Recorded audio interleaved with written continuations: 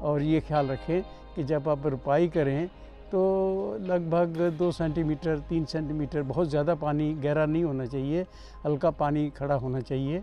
और उसके बाद कम से कम 2 दिन के बाद आप जो है उसमें सिंचाई करेंगे।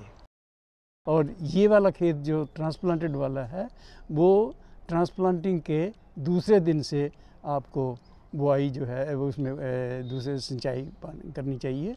और पहले जो है कम से कम थोड़ा पानी आप बहुत कम रखिए, 4-5 सेंटीमीटर से ऊपर पानी नहीं जाना चाहिए। और पानी नहीं तो पौधे जो हैं पौधे नहीं डूबने चाहिए। अगर पौधे डूब गए तो वो मर जाएंगे। उसके बाद जो टॉप ड्रेसिंग, जो यूरिया आधा जो हमारा नाइट्रोजन की खाद आधी रह गई है, उसको हम 2 भागों में या 3 भागों में बांट के पहली सिंचाई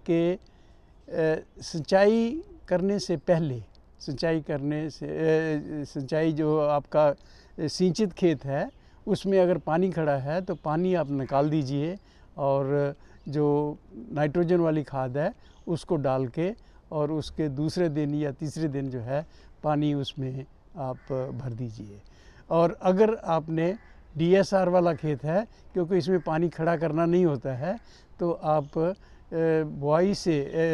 सिंचाई से पहले इसमें जो मात्रा है वो एक ख्याल रखें कि जो सीधी बुआई है उसमें नाइट्रोजन मैनेजमेंट में बुआई के समय नाइट्रोजन नहीं डालते हैं। इसका मतलब है कि जब आप बुआई करेंगे जिस दिन, उसमें बाकी खादें तो सब डालेंगे। अगर आपने DAP का प्रयोग किया हुआ है तो थोड़ी नाइट्रोजन भी पौधों को मिल जाएगी। तो आपने पहले यूरिया या दूसरी नाइट्रोजन वाली खाद जो है उस वक्त नहीं देनी और पहली सिंचाई में आप दे सकते हैं। जैसे कि अप्रॉक्सीमेटली जो है हमारे को जो 120 किलोग्राम पर हेक्टेयर का देना है, तो वो 60 किलोग्राम तो आपने बुआई से पहले दे दिया था।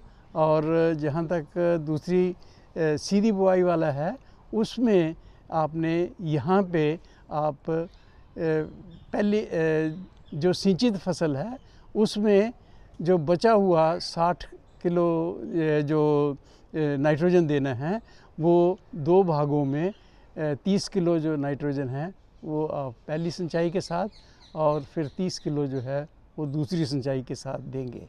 अगर DSR की क्रॉप है तो उसमें आप जो आपका 120 किलो देना है तो 60 किलो पहले सिंचाई के साथ देंगे और 60 किलो जो है वो दूसरी सिंचाई के साथ देंगे। और अगर आपका खेत हल्का है तो आप इस नाइट्रोजन को 3 भागों में भी बांट के दे सकते हैं। तो ये ख्याल रखें। और उसके बाद आप पूरी नाइट्रोजन जब पूरी हो जाए उसके 10 दिन बाद जो है लीफ कलर चार्ट का इस्तेमाल करें।